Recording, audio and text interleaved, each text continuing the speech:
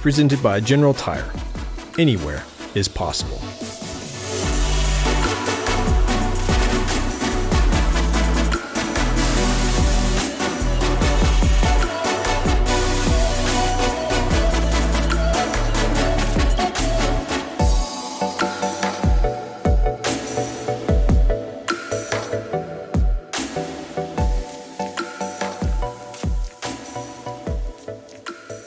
Welcome to In the Shop. I'm Clay, and I'm here today with Justin Montesilvo on the Gold Coast in Australia at the Patriot Campers shop on location. And what do we have behind us today? 79 Series Landcruiser. Yeah. This is a build that we did actually a little while back for a customer who, a local customer, and he's become a very good friend of mine, Rick. Yeah. He's lent us the vehicle for today because the black truck was meant to be back from the United States. It arrives back next week. Yeah. So this was the next best thing that I could pull into the shop for you. Just missed it, but it's okay. Just missed it. You're going to miss it by a couple of days. Yeah, but we did get to drive it when it was over there. Yeah. So this is a very close second. But this is what people would buy. Yeah. Yeah, and that's what someone did buy. It's what someone did buy, after we built the black truck, which was actually the second 79 series that I ever built. I wasn't a big fan of the 79 series before I built the black truck, believe it or not. Huh. 79 series Landcruiser for me it's a very agricultural car. It's a workhorse. It's an Australian icon. Yep. We've been running these things in Australia forever. They fairly recently, 2007, they've started putting the V8 diesels in. Prior to that, it was a straight 6 4.2. Okay. And they were just renowned in Australia. The turbo diesel really transformed these. Yeah. From the V6, which Changed was everything. kind of anemic. Yep. Lacked a lot of power. Now they get around. Yeah. Pretty good. Yep. Oh, what else? So in the U.S., we don't have the 79 series. What else is there to know about it? The 79 series is, and I suppose that the reason that it's so popular is probably the simplicity of the platform. You're running on live axles, manual gearbox, a turbo diesel motor, and like I said, they've been used by farmers across the country, and they're still, when you go out west, you go from here out past Toowoomba, the only thing you will see on a farm is a 79 series Landcruiser. That is it. End of story. Easy to work on. Easy to work on, and they're reliable. The reliability that's in the truck, and that's what makes it such a popular platform. Having a utility, obviously, a bed at the back, gives you the opportunity to do whatever, set it up for whatever suits you. Whether you're into carrying dirt bikes or lugging bales of hay or turn it into a full overlanding setup. Yeah, so how long has the 79 been around?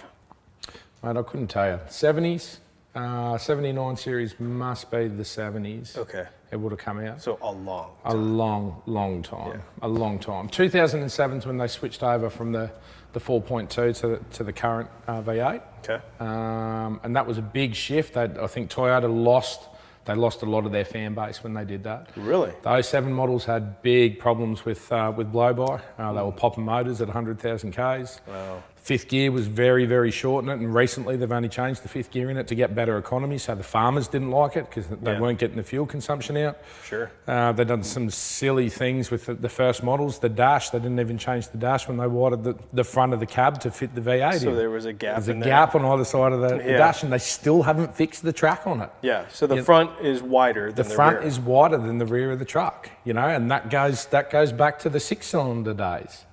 They still haven't sorted that out. And a lot of people say this is just a major oversight. It's crazy.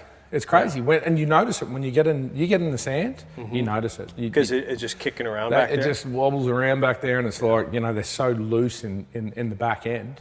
But now there's some really good products available, especially in Australia, to rectify that problem. We work very closely with J-Max on the 6-wheel drive and the black truck, and they do a coil conversion kit. So take the leaf springs out the back, turn it into a full coil, and that get the ride back. Totally transforms the car. Yeah. Well, I wouldn't own one of these personally without a coil conversion kit. But despite all of those idiosyncrasies, hiccups, you can't beat them. You can't beat them. They're a cult item. They're a cult car. They're a modern day cult car. I don't think there'll ever be anything to replace them. We do a lot of Chop 200 series now for people who want the comfort Yep. They want the comfort and the drivability of a more modern platform, but the advantage of having a utility. But it's still, the Chop 200 doesn't give you the bragging rights that owning a 79 series does. It's still not a 79. You own a 79, you're legit. You know, like you are, you're in that field, you're in that game. Do you know how, if somebody has a 79 series? Yeah. They'll tell you. Yeah, they will. They will. And anyone who has the 79 series, no, it's like this. Nothing else exists. Yeah. There's nothing outside Cult of it. classic. It's a cult car. Yeah.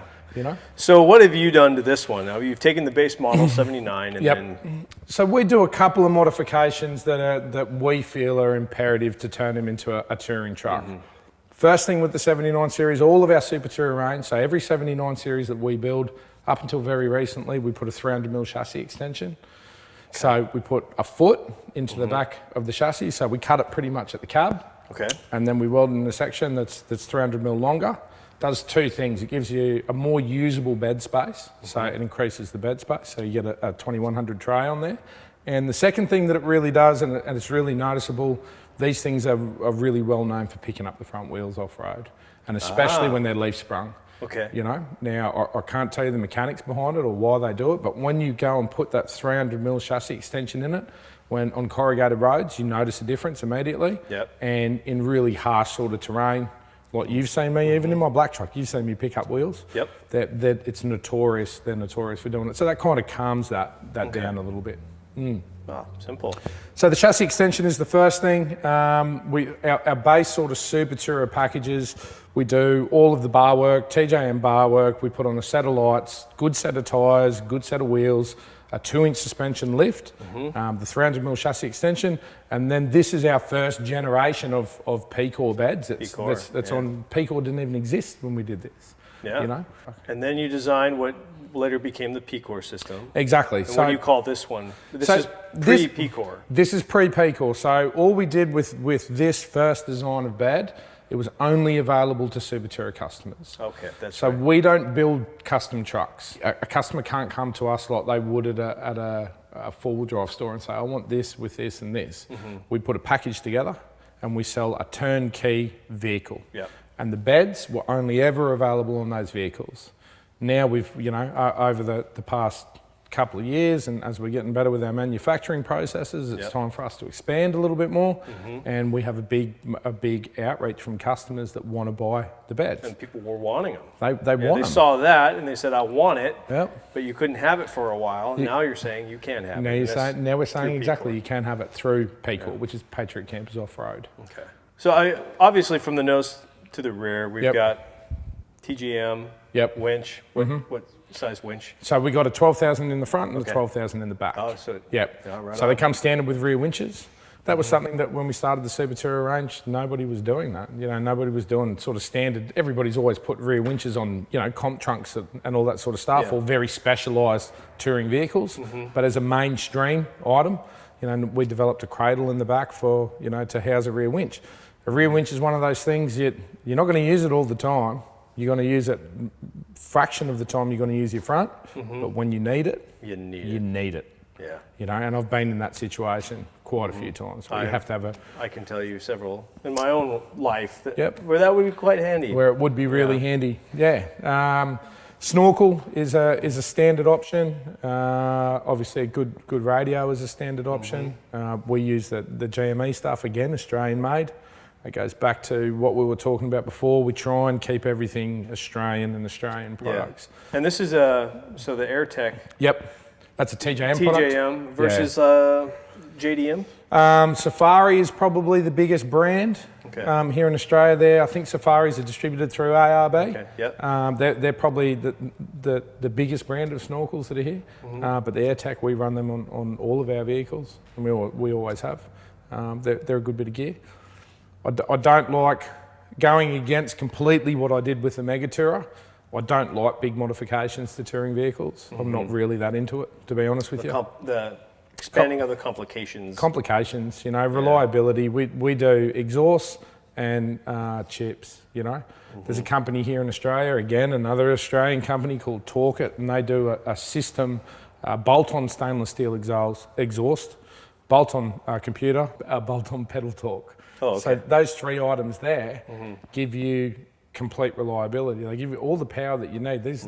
A touring truck is not a race car, you know what I mean?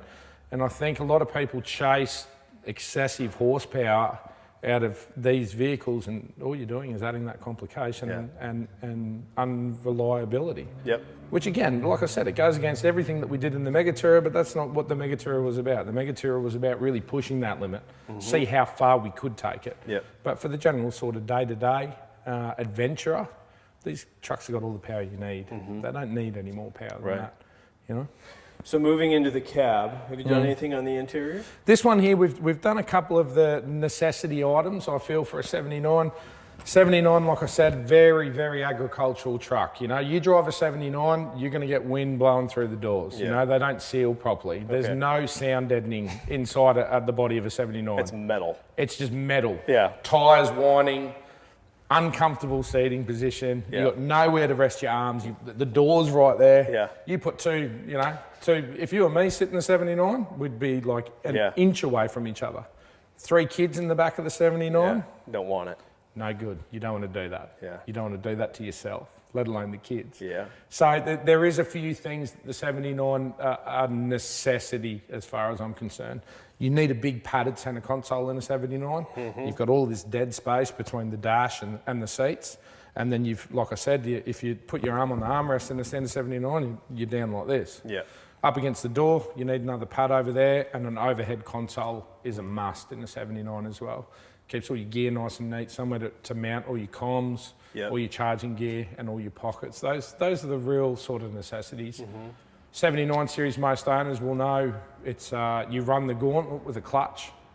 I would recommend to anybody who buys a 79, first thing you need to do, put a clutch in it.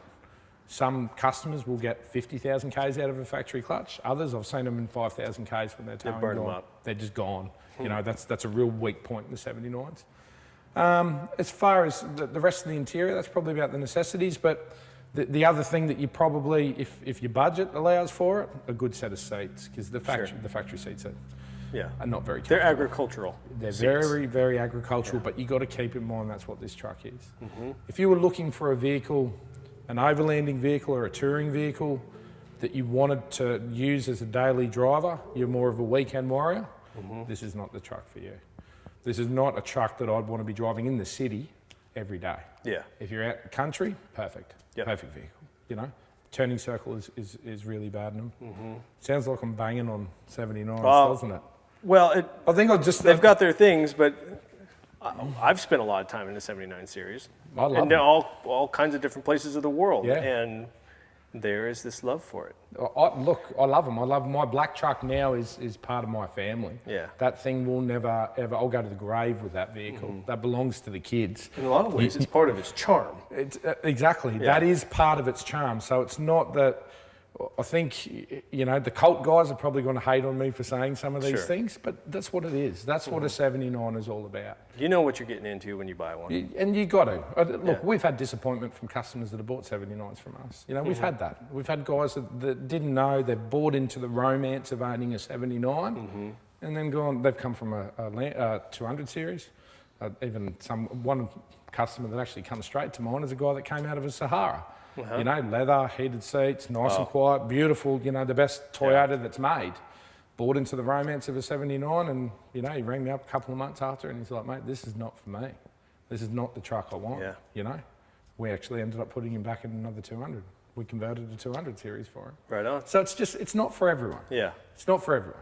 Well, I'd sure own one if I could. I'm sure you would. In a few years. We were talking later, or earlier, we could, in a few years, maybe some of us in the States can have one. Well, when it becomes available, ship it here first. Okay. I'll just get one from here first. And then, get it from here first. There you go. So let's talk about pre-PCOR, tray back. Yep. That's your first one. So let's talk about design. Look, this is like everything that Patriot Campers does. I'll tell you exactly how it went down, how PCOR started or the tray started. I ordered a Chop 200 series and I waited 5 months for this vehicle to arrive. And this was actually, I think it was the first brand new vehicle I ever bought. And this was about my second year of Patriot Campers. Okay. And I think I actually owned a new car prior to that. So it was exciting for me. Yeah. You know, it was an $85,000 truck. Spent another $30,000 on the conversion. Yep. While the car was getting converted, I had my boys at my factory build a standard bed for me. Steel, steel tube, checker plate, some LED lights in the back, some steel toolboxes, and it was sitting on the rack. We finished it a month before the car arrived. Sitting on the rack in the factory. The day came, the car arrived, I'm all excited. It turned up on a Friday afternoon about 4 o'clock, Rolls in, comes in on the truck, comes into my factory. I'm all excited, got a couple of boys from the factory. Guys, stay back tonight, let's fit this bed. Grabbed the bed off of the forklift, drove it out, sat it on the back of the 200, took a couple of steps back and I looked at it and I was just like, oh, no, I can't do that. This is a $100,000 car. Yeah. It just didn't look right. It just looked completely out of place. Yeah. We spent the weekend at the factory, me and one of the other design engineers, Ray, who was with me at the time, and over a week we came up with this concept of this integrated body that suited the look of a modern vehicle, but had all the functionality of all of the gear that we needed. Had to have a water tank. I had to have water on board. Yeah. I was hunting a lot at that time of my life, So we needed a big capacity of water. I needed a big storage drawer in the back to fit all my rifles in. I wanted a compressor in the toolboxes. And we were running, I had a large team of dogs then for hunting as well. So I wanted to have somewhere to put my dogs, but on the weekends I wanted to be able to use my ute to take the kids out on the dirt bikes as well. Yeah. So the whole idea of the half canopies was so I could change the situation for the weekend. Modular. And I could do it at home in the garage. Me and a mate could lift the canopy off and put it on the ground, and I could roll the kids' dirt bikes up. And Cool. That's where it all come from. Yeah. All born out of necessity, I knew the importance of having lights on the side of the headboard. I knew the importance of having a light over the deck, when you're at campsite and, you're trying to find somewhere or set up to cook for a meal. So all of those things were born out of necessity. And the design that's what Patriot Campers are famous for. We look at everything different. Yeah. My team looks at everything differently to everybody else because this is what we do. We're using this gear over and over. The PCOR now has evolved into a much heavier platform than what this originally was.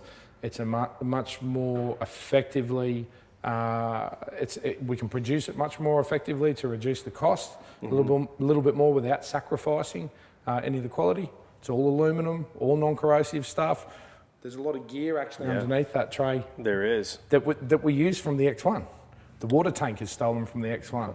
The draw runner systems is stolen from the X1. This is all gear that we've tried and tested. You took that from what you knew through the trailers and put it into the truck. Exactly, and that's what we've come up with. Cool. But still, the original system works and it works well. Yeah.